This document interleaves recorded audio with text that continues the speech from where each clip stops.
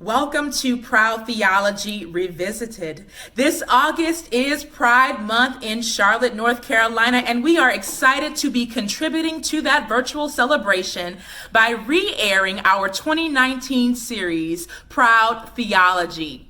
This July 30th, we will kick off that 4-part series with a special 5th bonus episode featuring Meri, a member of our community who contributes much love and knowledge to this ever-evolving conversation. So make sure you tune in with us as we revisit this very pertinent conversation together.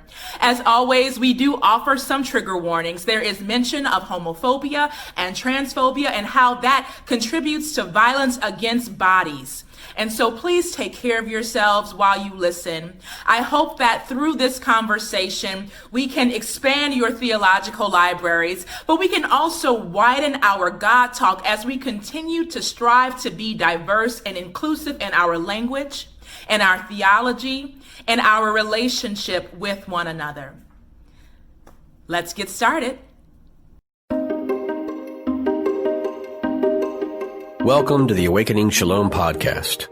The Awakening Shalom podcast is an opportunity for digital faith formation at Myers Park Baptist Church that accompanies the Awakening series, a year-long journey of exploration and discernment which invites all people to come learn about the current social justice issues of the day and how they impact our faith. What we are awakening to is Shalom, the Hebrew word for the peace and beauty that exists when we are living in right relationship with God, ourselves, other human beings, and all created things.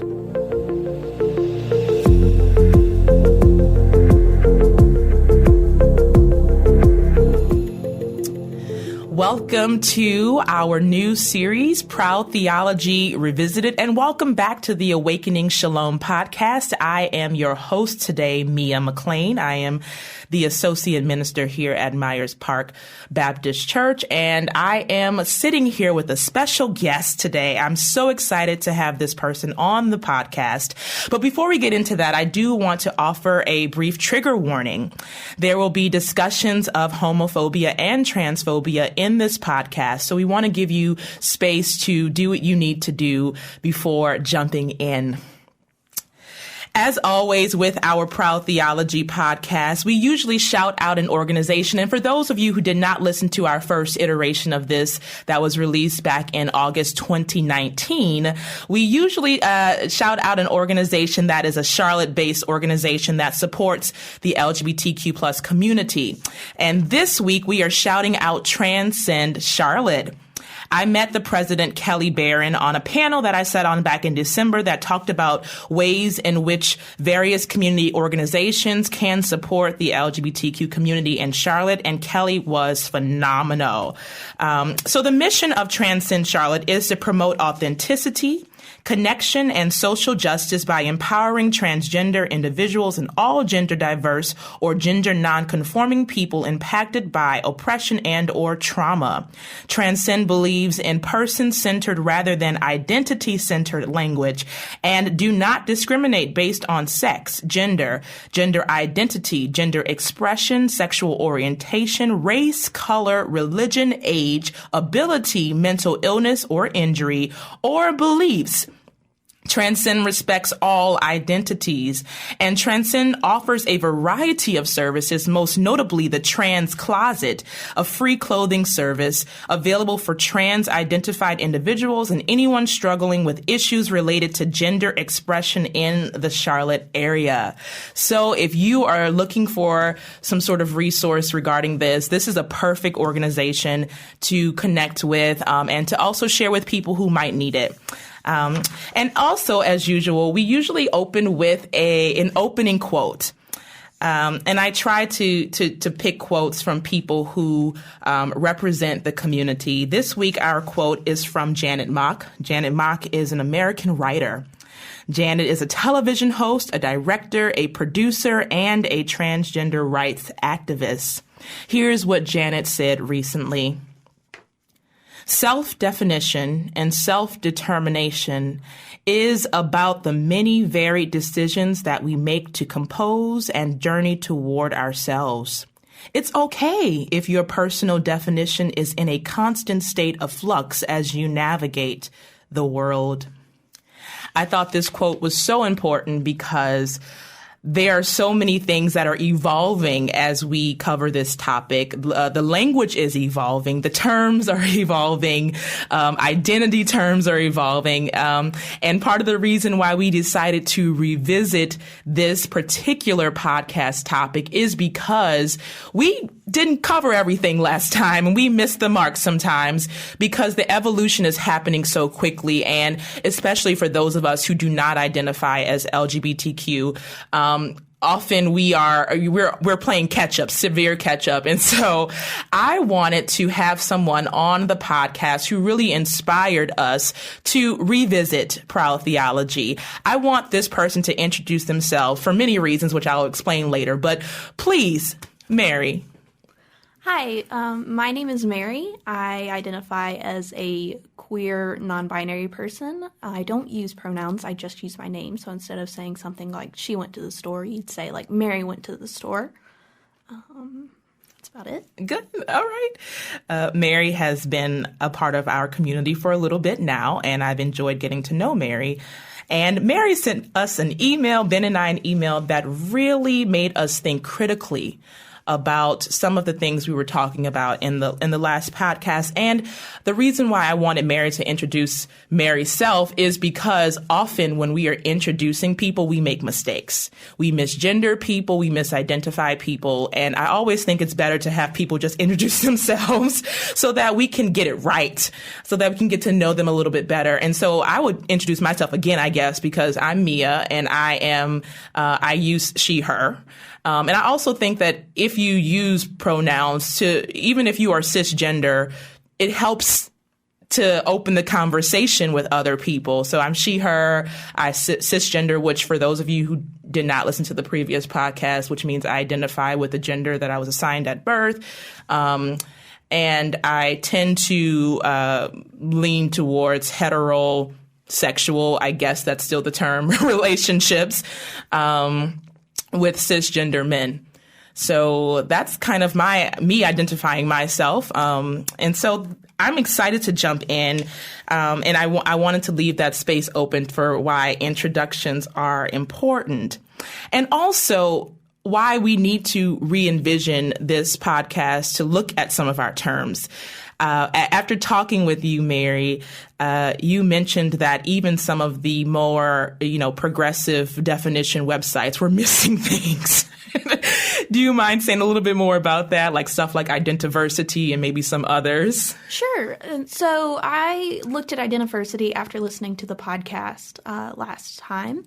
And I noticed that one of the definitions that was missing was gray asexual or gray ace and gray aromantic or gray arrow. And these are people on the ace spectrum. So ace means that you do not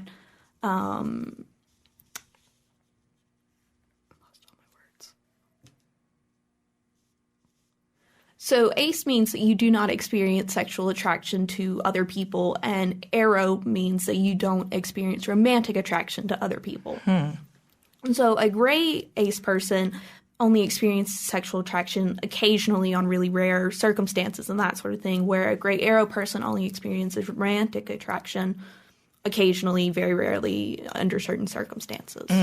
Wow. Wow, that was eye-opening for me.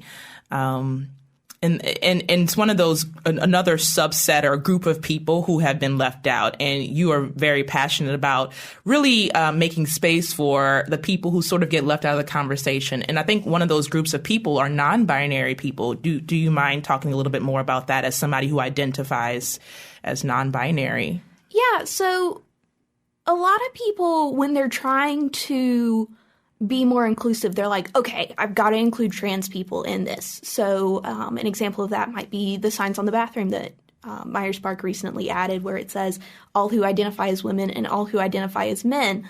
But that leaves out the people who don't identify as either. And also, even in some of the books y'all read, like Patrick Chang's, what's it called again? We have Rainbow Theology, and we also have Radical Love. Radical Love. I was reading that recently, and he doesn't mention non-binary people at all in his work. Yeah, it's so fascinating because until these things are pointed out to a lot of us, we don't even realize that we have misstepped or we have forgotten a large portion of our population. And, you know, for a community that tries to be so inclusive, there's still such a long way to go. And it always feels like we're just not quite there. Yeah, there's always more work to be done. But I think that's part of the fun of it. Like, you get to include more people the more work you do. It's hard work, but it's worth it. Yeah.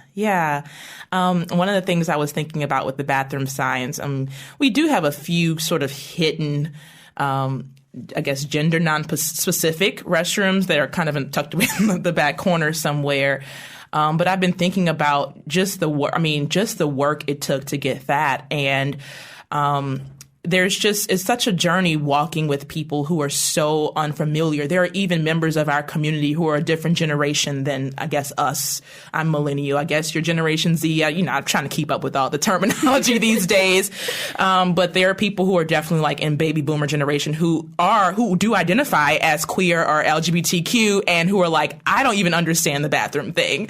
Like, what is that like to be with people who also are a part of the community, but y'all are different generations and you're trying to explain to them even why that's significant? So I actually had an experience with this the other day at, I believe y'all call it Beer with Ben. Hang out with the pastor, but sure, Beer with Ben works as well. The hang out with the pastor, I was talking to another congregant who identifies as a lesbian and mentioned that I was non-binary, and she got confused and thought it meant non-bipedal, which means you don't have two legs. Wait, what's that word again? Non-bipedal. Yeah, so bipedal means that you walk on two legs. Yeah, like, so, I guess, okay. Like chickens or humans. Okay. And so, you know, some of the work is just explaining to even people within the community that there is a gender binary and that some people exist outside of it. Whew, yes. I never would have mistaken non-binary for non-bipedal, but I don't think so. I don't even know if I knew that word before. That's very interesting. Yeah. And I think that, we were talking to a lot of people, even on our staff, who are, of course, they're on board with our mission and our inclusivity and everything. But sometimes I'm telling, Ben and some others, we have to remember that everybody's not entering the conversation at the same point. Yeah. I think my first experience with somebody who was transitioning, I was 24, and that person was in my graduate school cohort. And just to think, like, me, that was 6-7 years ago, that I was with somebody who actively, when we met that person, they were identifying as one thing and then, transitioned over the course of winter break, essentially. And so, of course, like, we throw these terms around because I've been exposed to that at least 6 years now. And there are people who are like, I've never heard of this in my life. Do you ever find that it's emotionally taxing? And I talk a lot about emotional labor as a Black person who always is asked to talk about Black things, right? Yeah. You're always asked to talk, or even a woman, but usually a Black person or Black woman always asked to talk about or explain something that has to do with my cultural identity. Do you ever feel like you're just like, I'm rolling my eyes, I'm so tired of talking about this? Personally, I don't find it particularly taxing. I am really excited about education, especially when other people want to learn stuff. And occasionally it's like, you could do a quick Google search. You don't really need to ask me. But I care a lot about education, and I just, meeting people where they're at is always just a good idea to keep in your back pocket. That's great. I appreciate that. And also sensitive to making sure that I don't ask too many questions that I can Google as well. I genuinely do not mind being asked questions, especially when people are coming from a place of wanting to learn more. Yeah. Awesome. Well, I'm looking at, some of the things that Meri mentioned in the email, which was a fantastic example of how you give constructive feedback. And I've been talking a lot on social media lately, those of you who follow me, about constructive criticism and constructive complimenting and what it looks like to say, I like what you did because A, B, and C, or I like what you did, or I did not like what you did, and here's why, A, B, and C. And you definitely gave us A, B, C, and D, and E, and it was fantastic. And it really was an excellent way to teach people how to communicate across lines of difference or lines of tension or areas of growth. And so I just want to take the time to say thank you for sending us this and having us dive deeper into this. So you had some ideas about particularly using the term queer. And one of the things that you mentioned is really breaking down the ways in which that term might be harmful. And I know that on the previous iteration of this podcast series, I think some things were thrown around that might have been a little bit derogatory or extremely derogatory, depending on your perspective. And I was very hesitant to call the podcast Queer Theology because I know that particularly for our skewed older listeners, that term does not have a good connotation. Now, I know that from my understanding, the term has been reclaimed and kind of, venerated or revamped to mean something a little bit more positive. But can you talk a little bit about where that came from and sort of what your ideas might be for entering into conversations across generations with that particular term? Yeah, so queer, I find, is a really useful term because it's an umbrella term. Mm-hmm. So it just covers so many different experiences. So I identify as queer because I'm non-binary, and I identify as queer because I'm attracted to women. But some people don't identify as queer. That's a word that's been used to hurt them. And so I think it's walking the line between acknowledging that you're trying to be open to the whole community and recognizing that individuals don't identify with the word and not applying that word to individuals. Mm-hmm. So it's more of a case-by-case basis. Okay. That's excellent. And it's definitely something that I feel like I'm trying to enter into conversation with some of our older members who identify and having to explain, of course, not from a place of privilege and also not quite identify, and so it's kind of awkward, but that's the position that I'm in. So that was very helpful. One of the things that you also asked Ben and I was, did the podcast meet our expectation or our vision of what we wanted it to be? And I want to put two questions together. You also asked what was the intended audience, because it kind of felt like it was less for queer people and more for the outside community. And I thought that was very interesting because I guess we didn't, at least I didn't really think about intended audience in that way. Initially we started off with wanting to do a book. To really kind of connect scholarship to the conversation of faith and sexuality and gender identity. And then we realized that we couldn't do one book because it just wasn't fair. So we chose 3 books. And for those of you who did not listen, the books that we chose were Queer Theology by Lynn Marie Tonstad, Radical Love by Patrick Chang, and Our Lives Matter by Pamela Lightsey. And all 3 of these books kind of address the theological aspects from different perspectives. So Pamela Lightsey is a Black woman who identifies as lesbian, and so her book is very much rooted in her life experience. Patrick Chang is an Episcopal priest who is Asian, who identifies as a gay man, so it comes from his perspective. I do not know how Lynn identifies, so I just called Lynn. But Lynn has one of the more foundational narratives regarding queer theology, certainly not the first, but more giving a lot of definitions and how it relates to power and economy. And so that was kind of the goal, is to introduce some of our people to new scholarship. As you might know, our church has been open and affirming or inclusive of per the initial statement, gay and lesbian people, but that statement's being revamped as we speak. That was like 2001. So, some things you got to give some grace on. That was 2001. But many people kind of stopped educating themselves and stopped reading the scholarship after that. We were just kind of like, oh, yeah, we did that. We finished. We're inclusive. And so we really wanted to introduce new scholarship. So I guess that was our purpose.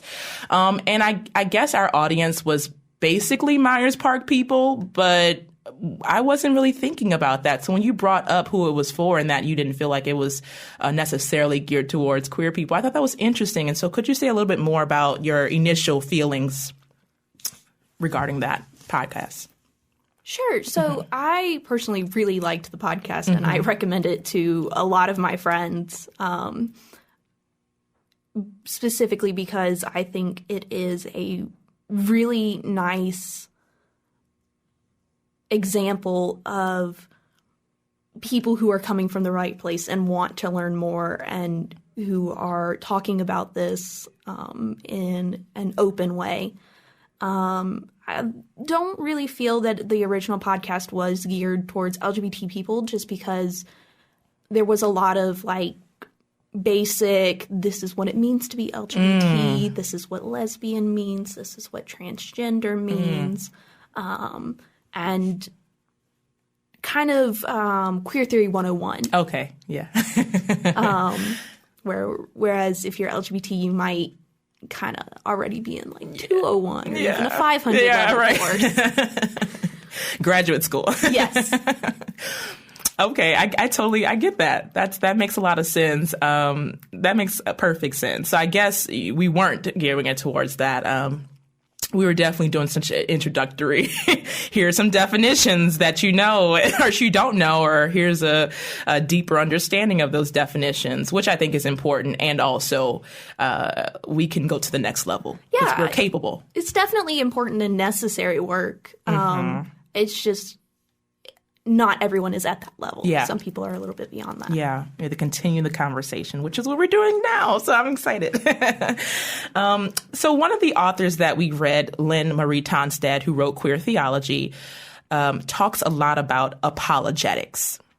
And for those of you who are not familiar with that sort of theological branch of study, there are people who come from theological viewpoints that sort of, how do I say this? Now I'm struggling for, who are apologizing for the text, or... I was always taught that apologetics meant defending the faith. Defending the faith, which sometimes may excuse certain things that we see in the biblical text. And a lot of times in terms of trying to make sense of faith and sexuality and gender identity, a lot of pastors like myself will go to a text and preach it from a different perspective to say, hey, it doesn't really mean that. And here's how, all people can be included in the Bible. And Lynn is really saying that we should start from a different place altogether, where we're not starting from apologetics. We're starting from the root, which is everything is non-binary, which is what Lynn is kind of saying. The whole thing started from a non-binary place. Now we're trying to make room for something that was the original existence. And so I guess Ben and I were trying to wrestle with that as well. But also, as you pointed out in the email, apologetics is necessary. And can you say a little bit more about why you think that is? Sure. So it kind of goes back to what I was saying earlier about meeting people where they're at. And some people, myself included, need or have needed apologetics to say that there's room for you in Christianity, in the church, in the Bible, and or there's room for LGBT people in these places. And a lot of the clobber passages have been used in the past to hurt me or my friends or the people I love. And so I think it's important that we break down exactly why those clobber passages aren't what we think they might mean. Yeah, that's very important. And I feel like I love that work. I preach a lot and I teach a lot from Genesis 19, which is the Sodom and Gomorrah passage that people love to quote in churches out of context, right? Yes. And it really was not about destroying a group of people because they were same gender loving or whatever, or these men were having sex with other men, but really attacking economy and the way that war functioned at that time, which meant that you would take advantage of somebody to exert power. And it was about hospitality. These people were not hospitable to the stranger. And, when I walked through that scripture with my Bible study on Wednesday, and people's minds were blown because they had never heard that take. They had only heard the god-awful take that a lot of people preach from their pulpits. I really work hard to try to vindicate stuff, not because I care deeply about rescuing the text, but I care deeply about letting people know that, hey, that's actually incorrect. And, people's lives have been hurt because it was preached from a biblically incorrect place. And I also like to uplift, other characters in the text. I guess to give an example of people who use the text in Acts 8, which talks about the Ethiopian eunuch, which is this person with a body of difference, right? I love preaching that text because it opens people's eyes to there are actually characters in the text that aren't male or female or that aren't in the traditional roles that we are expected to perform. So there are ways to do it. It takes nuancing. I prefer to do Bible study so we can actually deconstruct some of the things we heard and rebuild something new. That takes time, and it's a life's work. And I think for Ben as well as a life's work for him. But I appreciate that, because Lynn was sort of making it feel like that was all for naught. And we got to deal with what you call clobber passages. We have to deal with them. Yeah, I love where Lynn is coming from with the concept of queer people exist. We don't need to argue in favor of their existence. They exist. And I think that ignores, some of the hurt that's been had. Yeah, I appreciate that. We have to deal with the hurt. We have to. And not just because we want to bring people back into church and all that stuff, but because it's important for people's livelihoods and their health and their healing that we deal with the hurt.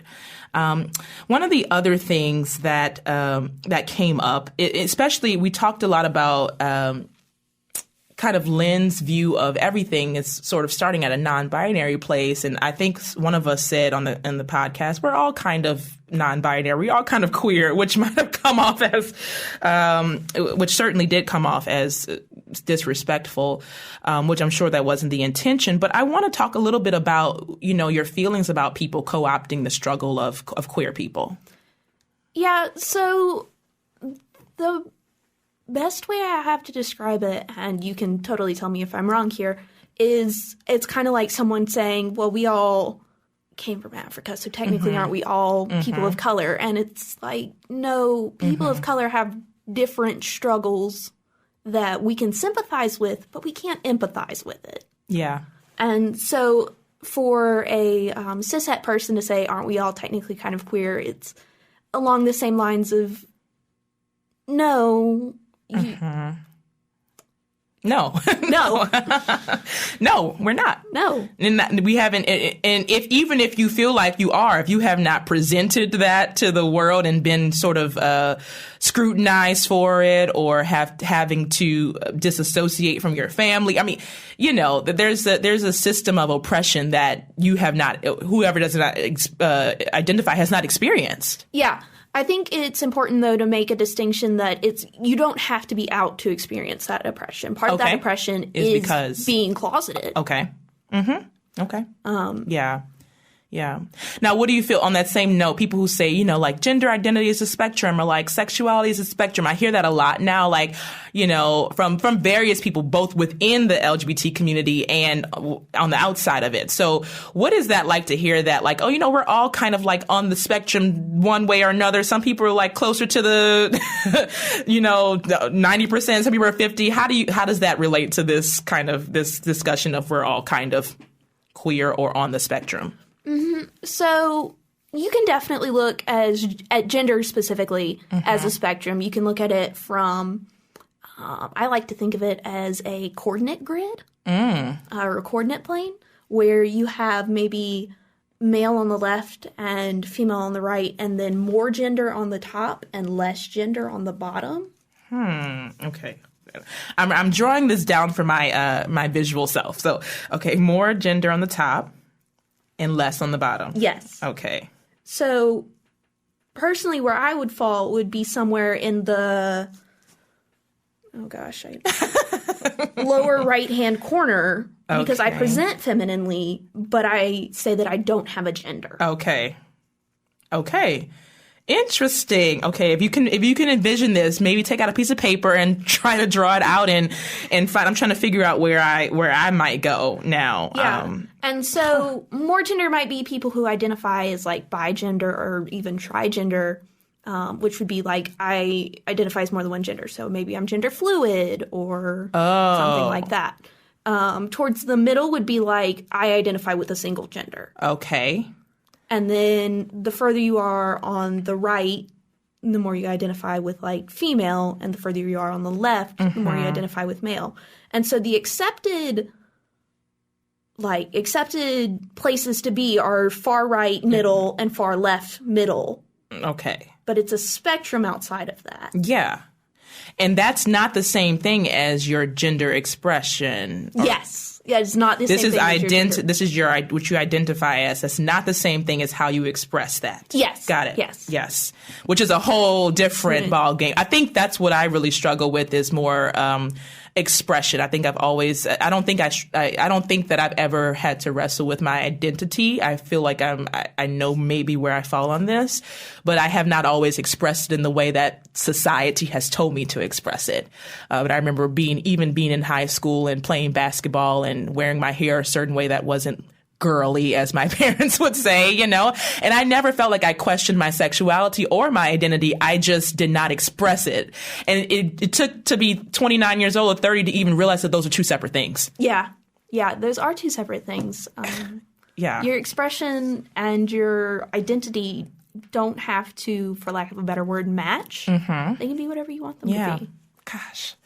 Oh, I wish I could have had that comeback back like 12 years ago or whatever. When people were like, when I cut my hair off at one point, I was like I was like bald, and you know, people had their thoughts. Oh yeah, and people definitely have their thoughts. Yes, when you cut your hair short. Yeah, and I wish I could have had the tools, even as a cisgender hetero person, to be able to say, hey, like me cutting my hair off is, you know, it's not about my gender identity or my sexuality, but it's about this other thing that I did not know what it was called. It's about my appearance. Yeah. Gosh. And I look at a lot of what I've been learning lately and I'm like, gosh, this has helped everybody. I mean, obviously it's helpful for those who identify in the LGBTQ community, but it's helpful for me. Yeah.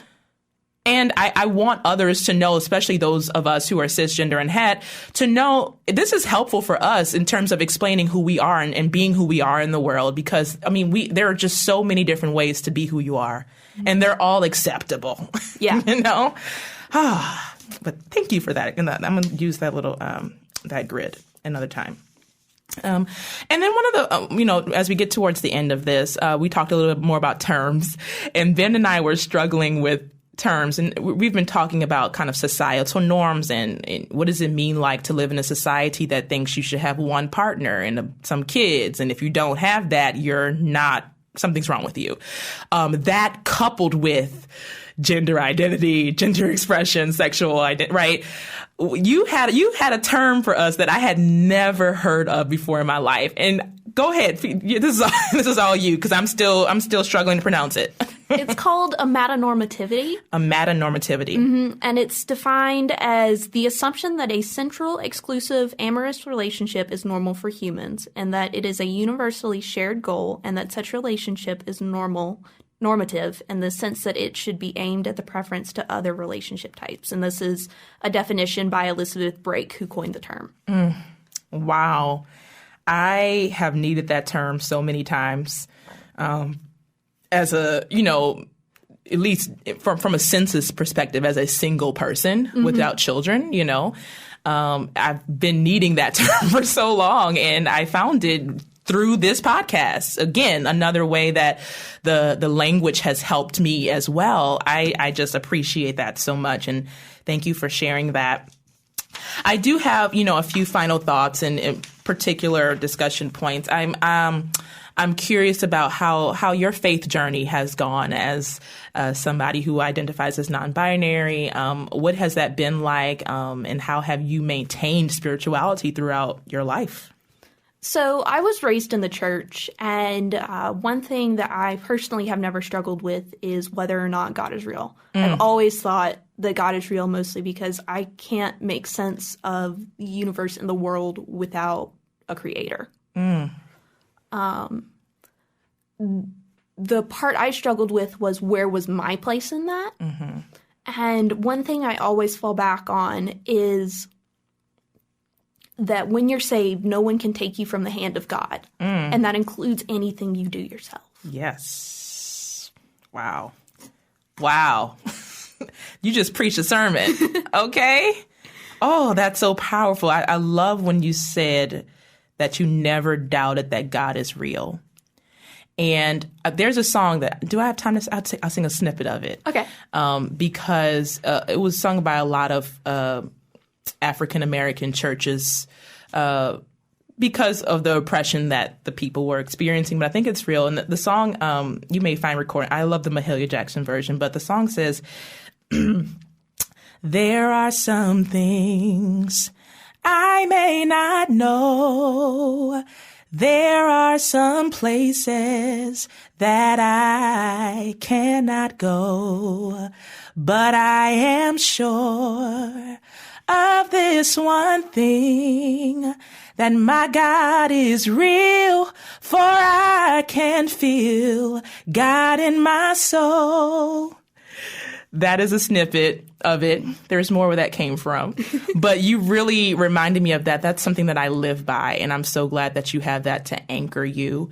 And that and that others can know that nothing can separate you from the love of God. Nothing, not life nor death, right? Not darkness. Nothing can separate you from the love of God. Meri, I'm so glad that you came and spent some time with us today. Thank you for having me. Thank you for being the inspiration for Proud Theology Revisited. There is more where this came from. We will have more guests featured in this 4-part series. But thank you for being a brilliant mind in our community. Thank you. That's all for today, folks. I will see you all next time. Take care.